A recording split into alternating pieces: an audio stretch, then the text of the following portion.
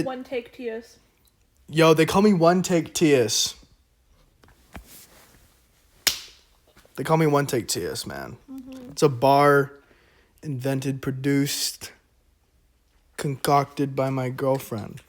All right, this is Matthias versus Notation, round 2. And this time I'm going to beat the notation. We're talking about the axioms. I'm going to get through all of them, and we're going to do it in an expedited fashion. A1. F.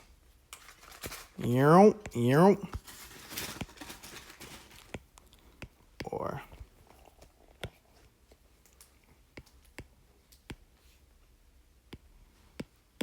Okay, so this is a preference operator, okay?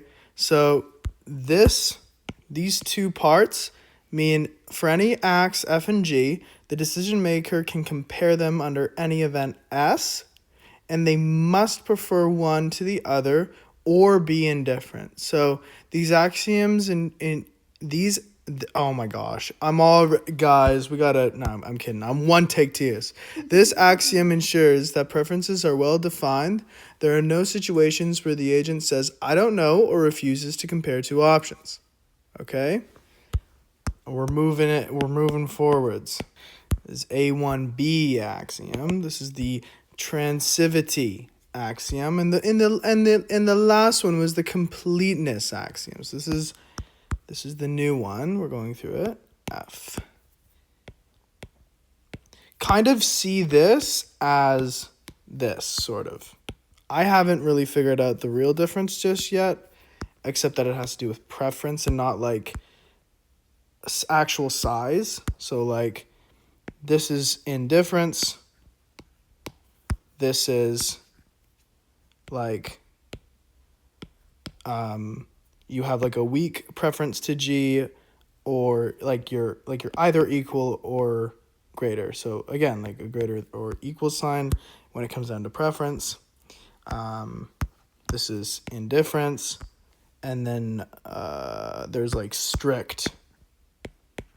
So this is like you're choosing G every single time. There's no equal here. Okay, moving along forward. So, and then S just means this is like the state in which, we're going to get to S later. I want to speed run this. G greater equal S, H, therefore F greater equal S, H. This should be trivial, because if you prefer F over G, and you prefer G over H, then you're going to prefer F over H. Why this is not strict is because this can technically all be equal, and therefore this is equal. And so that cannot mean that it is a strict. Okay? Now we have axiom 2, A2. So if F dot T is equal to G dot T for all T inside of S, then we are indifferent. Then we are indifferent from F to G. So meaning if two acts F and G give the same outcomes in all the states within S, so S would be I guess all the relevant states, then the decision maker is indifferent between them given S. So this axiom says only the relevant states matter. Differences in how acts behave outside of S should not affect preferences within S. So S is like the S is the collection of all relevant states. And so there, we've gotten to S. Now we're going to monotonicity. Axiom 3. And this time I'm going to win. I'm going to win against this notation. It's the last thing I do. My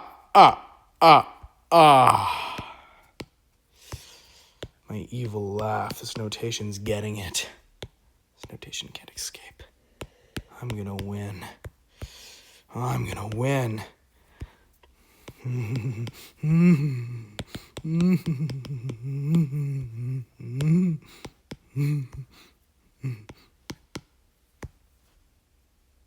My girlfriend's looking at me like I'm crazy or something. I don't know why. You sound like Light from Death Note. Light from Death Note. Great. I don't even know what that means. I'm upset by it though. All right, my notation has unfortunately beaten me because I can't write any more of it on this. Okay. So this one, if we are strictly preferring f over h, you have these weighted factors. And so you have beta, alpha, and alpha is greater than beta. Well, you want more of f, the highest chance of f possible. So you'd strictly prefer this because alpha greater than beta, you prefer f and you want f more than you want h, so you want the highest chance of alpha happening. QED. Next one. As you can note, I'm running through these, man. I'm killing this. I'm destroying these axioms, man. These axioms don't stand a chance against me and my very weak comprehension of them. But you don't have to. Don't look into it, okay? Sue me.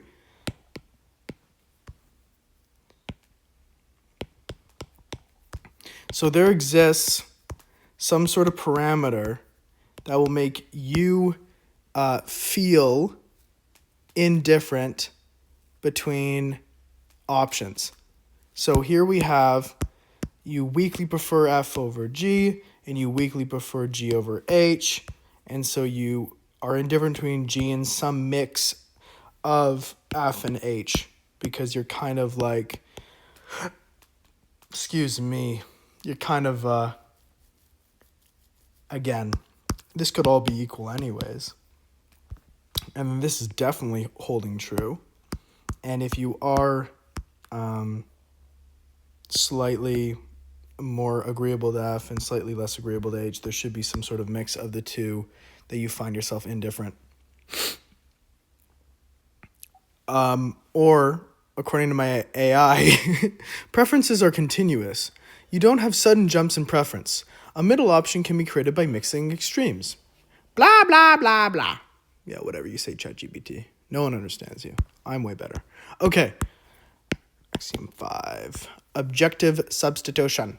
So if E kind of weakly prefer to F and J kind of weakly prefer to H and 0 less greater than alpha less greater than 1, then yeah, I'll write it out because you know what? Because this notation is my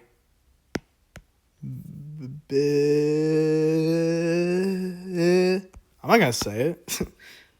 I don't want to lose all my $0 YouTube gives me, man. I'm living off of that. I'm living lavish. I'm fucking.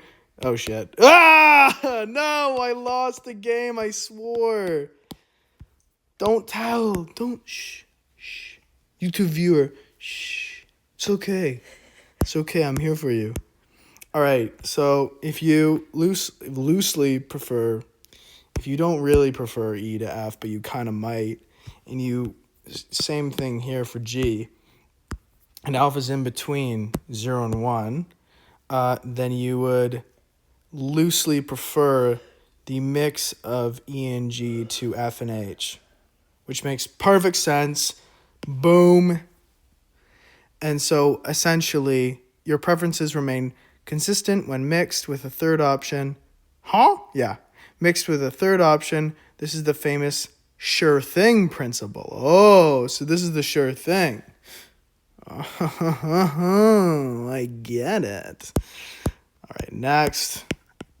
Axiom 5b, and I'm running through. Oh, this is strict objective substitution, so I'm actually just going to pretend that I'm doing it for this one as well. So the only thing they're changing here is they're erasing that. So now you're strictly preferring E over F, and then this goes to you're strictly preferring, again, this is the relevant state, S, and Bob's your uncle, right? Because you strictly prefer E, and that tips the scale enough that you'd rather have this side of the equation than that side, strictly.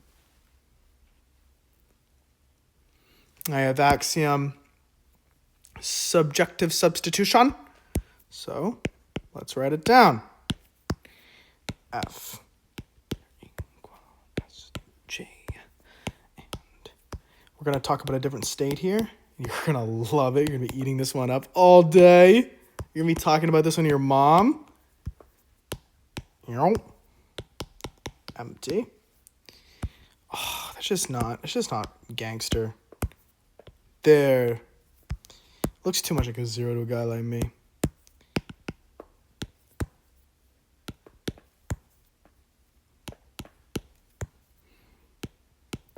This is such a De Morgan's Laws moment, I think, maybe. I don't know. I'm kind of speaking hooey. Okay, so if you weakly prefer F over G in state S, and you weakly prefer F over G in state T, and the intersection of S and T is empty, which means that they're disjointed. They're disjointed events. They don't share anything. The union of these events, you'd weakly prefer F over G. I think that's pretty simple. So preferences aggregate consistently across different subjective events. So different events, okay? Same goes for strict subjective substitution, and we will look at it like this. Boom, that's a strict preference, and you betcha, man. You betcha. You know exactly what we're going to be doing here. Suit, just what I read there. So S, you were strictly preferring F over G, and so now you strictly prefer F over G because you see it. If you strictly prefer it in one instance, then you're always just going to go for it because there's a strict preference there, okay? We're almost done. We're so close, guys. I'm defeating the notation. So for every state T, inside of omega, oh no, there exist prizes Y and Z in capital X. All right, back to it. So axiom 7. What does this mean? So Y and Z are constant acts, so they always deliver the same prize regardless of the state. So they're state indifferent, okay? So this axiom says that in every state T, there's some prizes the agent strictly prefers over others, i.e. preferences aren't trivial. So the interpretation of this would just be the agent actually cares about what happens in every state. There's some meaningful way to distinguish better from worse outcomes in every state. This is important because without this axiom, utility might be flat or undefined in some states, making expected utility representation problematic. So that's just what this means. Essentially, the agents care about the prize. Who would have thunk? All right, AX state neutrality. So oh my gosh, now she's sneezing.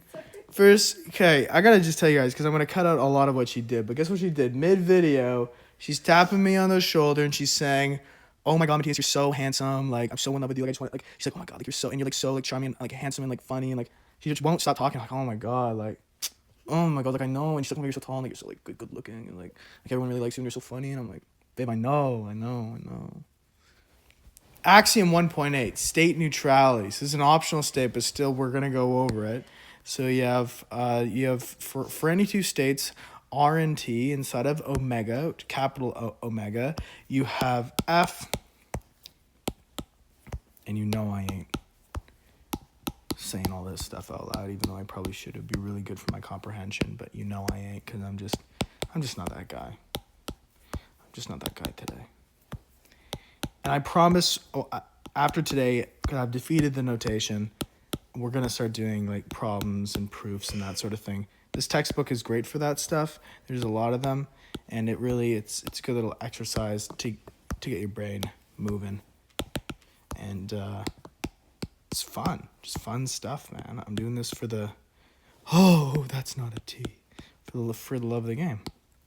Okay, so essentially, if acts behave identically in both states R and T, so you have two different states, you have R here, you have T here, and they're behaving the same, and you have a weak preference for F in state R, then, well, the same could be said about state T, because as we have shown here, the states are behaving exactly the same. And so if something could be said about state G, then something could be said about, if something could be said about state R, the same thing could be said about state T. So if the acts behave not states, acts, if the acts behave identically in both states R and T, the agent prefers F over G in state R, they must also prefer F over G in state T.